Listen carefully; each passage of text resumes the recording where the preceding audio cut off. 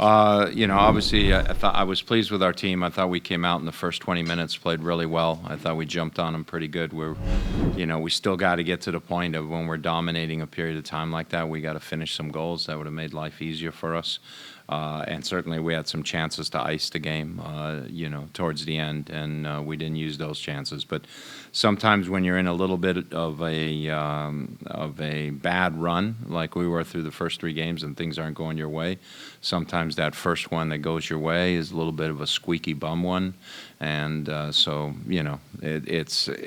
been in that position before, and it's like you play well, and then you sort of grind one out a little bit, even though I thought we played well at times as well tonight. And then from there, the road gets easier. Everybody's able to take a big sigh and take a breath of fresh air. Coach, Andreas picked up his third yellow card of the season for dissent tonight. What do you say to a guy when that's starting to become a problem? I'm going to have a strong word with him on that today because, it's obviously he's unhappy with what he's seeing out there on the field, and a lot of times, guys are getting fouled and the referee's maybe not stepping in his opinion, but he's got to keep that opinion. I know Baldomero and myself made eye contact, and he was upset with Andreas because he was talking to him in a very agitated manner. And I said to Baldomero, don't worry, I'll talk to him, I'll get him calmed down. I talked to him, after we got the goal, I brought him over and I talked to him again. It's just a matter of talking to him and making sure he's aware of that. Coach, what have you seen from Kovar over the bye week that led to your confidence in the starting lineup? And then what did you see from him tonight? I thought he did all right. I thought he had a good shift out there on the field. And, as I said before, it's difficult to come into a game as a sub and catch the game. Some guys have that capability to do it. Like you saw Olex Anderson, even though he missed some opportunities, he sort of catches the game. But Kovar, is a guy who's probably better off starting, when he plays. And our situation with our internationals, was one that it made sense in this game to start him.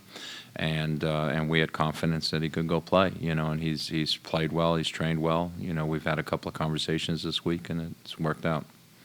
Steven?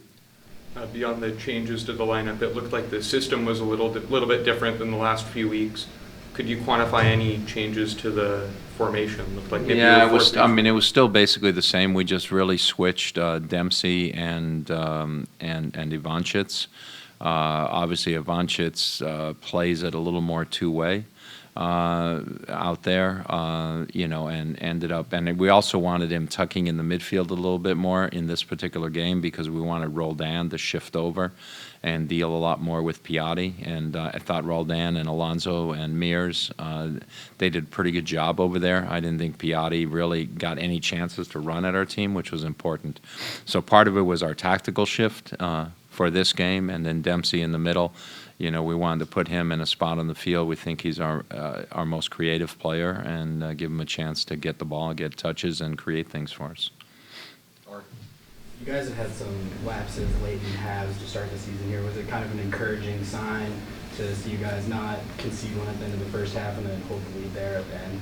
Encouraging or relief? I don't know which it is. It's a little bit of both. Obviously that was something we talked about to a few individuals as well. There were a couple of times where I thought we could just take it into the corner, banged it off the other team, gotten a throw-in, got a corner, things like that, slowing it down.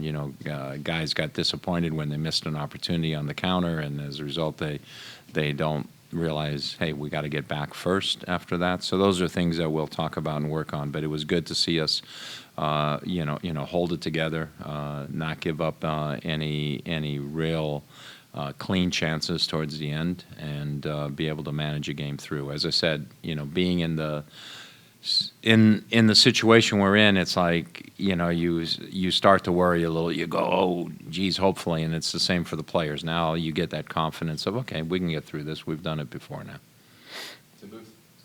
See, what do you feel about the way the final third is going, and do you feel like you're getting enough opportunities? And when you are getting those opportunities, what's missing from getting goals during the run of play? Well, I think we're getting opportunities. I mean, when you look at that opportunity early where Valdez hits Kovar, I mean, how often have you seen that happen? That doesn't happen all too often. There are a couple times still our final passes need to be better, need to be sharper, for sure. And, that's why we brought Clint inside, so we'd have a little more variety. We wanted to attack a little bit more centrally and not just through the wings only. And I think we succeeded in that. But certainly we need to get still better. I think our ability to keep possession in the final third has gotten better from week to week, but we need to get better in terms of finishing things off. Masvidal stole the question. Yes, the return of Brad and what that does to the back line. Brad helps us because, Brad talks. He's a leader. Zach Scott is a talker as well.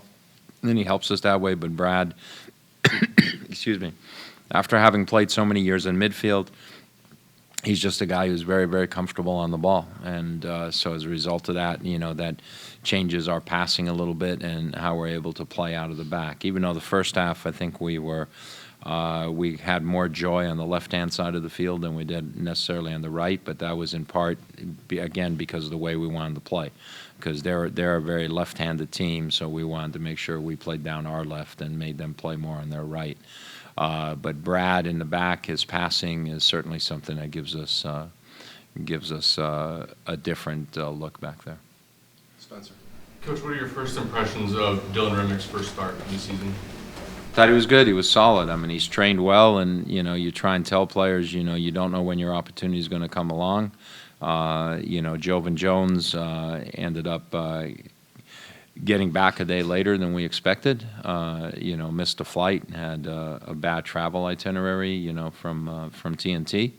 So Dylan's opportunity was here, and I think he took it. He put in a lot of energy into the game, and cramped up. That was the reason he ended up coming out. That's just a reminder for everybody that when we say you got to train hard, so when your opportunity comes, you don't want it to be a 60-minute opportunity. Follow on, St. Gervais. Coach, with Remick, he did cramp up, but it was on another situation where he got undercut, kind of similar situation that Brad got injured. At some point, do you talk to your backs about a different way to approach those headers, or do they have to go up there and be aggressive on those balls? Got to be aggressive, and you got to challenge. I think it's a different thing when guys are undercutting you. It's a foul, and I think referees have to be good at determining that. I was watching a game today, and a guy ended up getting, I think, a second card for what the referee said was an elbow. So if you don't go up strongly, you end up that happening to yourself. So.